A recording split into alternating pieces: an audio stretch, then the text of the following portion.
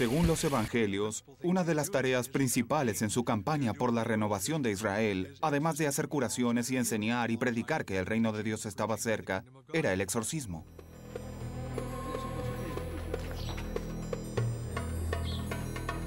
En aquel tiempo, si una persona estaba poseída, se decía que era su culpa, de modo que nadie debía tener mucha compasión por María.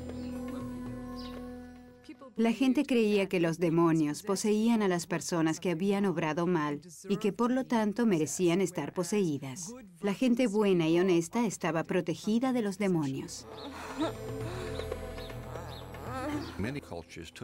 Muchas culturas consideraban que estar poseído era una advertencia de Dios por haber hecho algo malo, y la respuesta a ese mensaje era el arrepentimiento, un cambio de vida o un sacrificio en el templo. Pero había una cura sobrenatural. En aquel entonces, la gente creía eso. Pero en la actualidad, los expertos consideran que tal vez solo se trataba de una reacción ante el acoso o el abuso. Habitualmente, en estudios antropológicos, se descubre que las jóvenes brutalmente oprimidas carecían de recursos. Y si intentaban defenderse, las castigaban aún más. La única forma que tenían de defenderse era adoptar una personalidad demoníaca.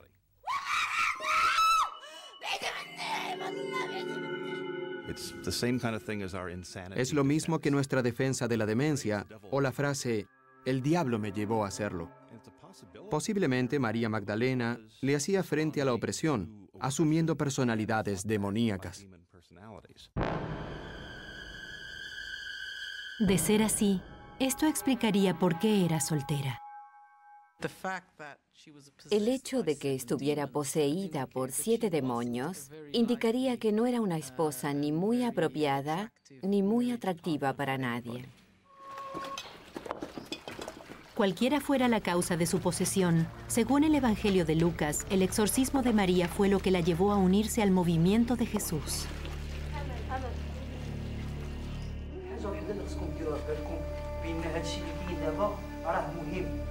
Como era soltera, María no tenía mucho que perder si abandonaba su hogar, y probablemente el mensaje de Jesús era lo que ella buscaba.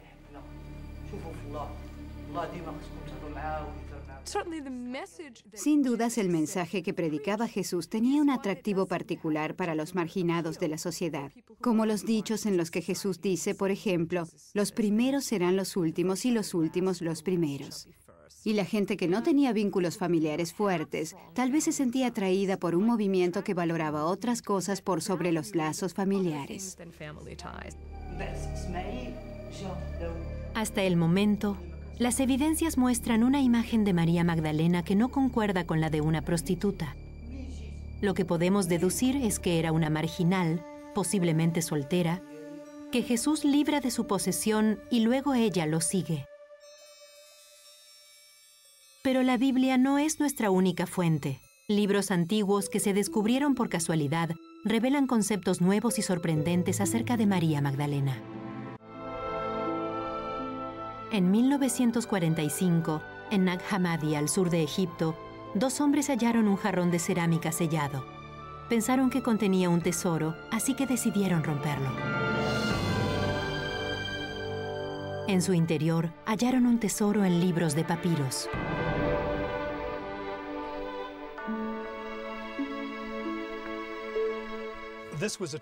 Fue un descubrimiento absolutamente fascinante. Es lo que sueñan los arqueólogos e historiadores del cristianismo antiguo. Jamás recibieron verdadera atención como los pergaminos del Mar Muerto que todo el mundo conoce. Pero estos papiros resultaron más importantes para reconstruir la historia del cristianismo primitivo, ya que son textos cristianos. Mientras que los pergaminos del Mar Muerto revelaron historias desconocidas del judaísmo, los libros de Nag Hammadi nos cuentan acerca de los primeros pasos del cristianismo. Estaban escritos en copto, lengua egipcia del cristianismo primitivo. Este descubrimiento fue excepcional.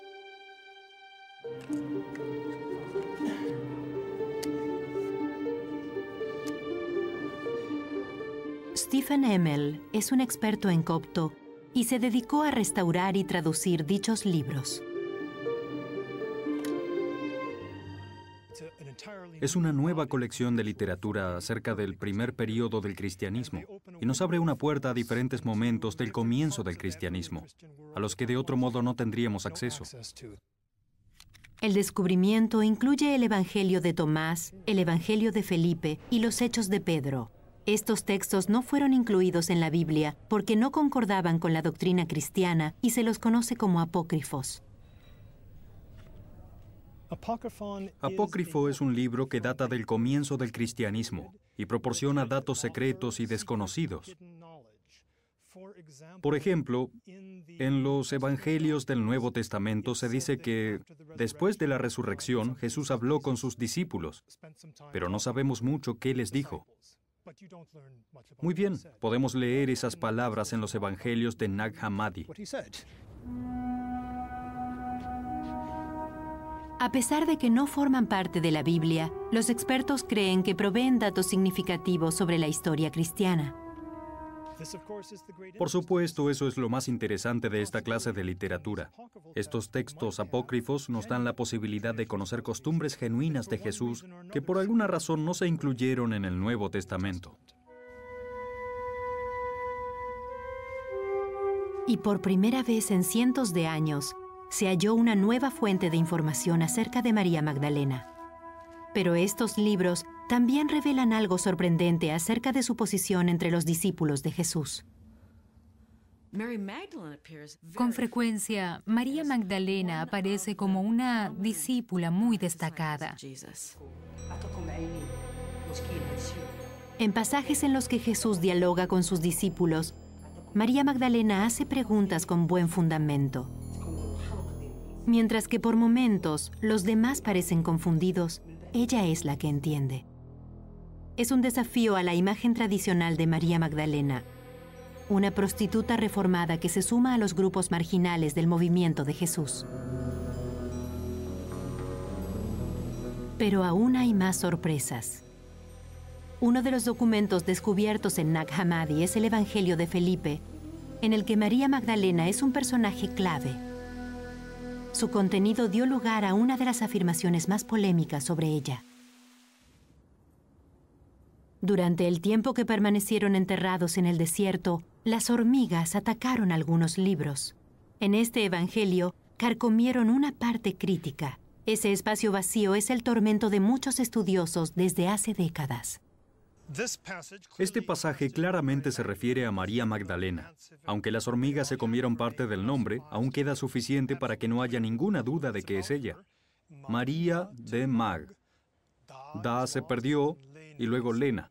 Entonces sería María de Magdalena, María Magdalena. Y aquí tenemos el Salvador la amaba. La pregunta es, ¿qué sigue?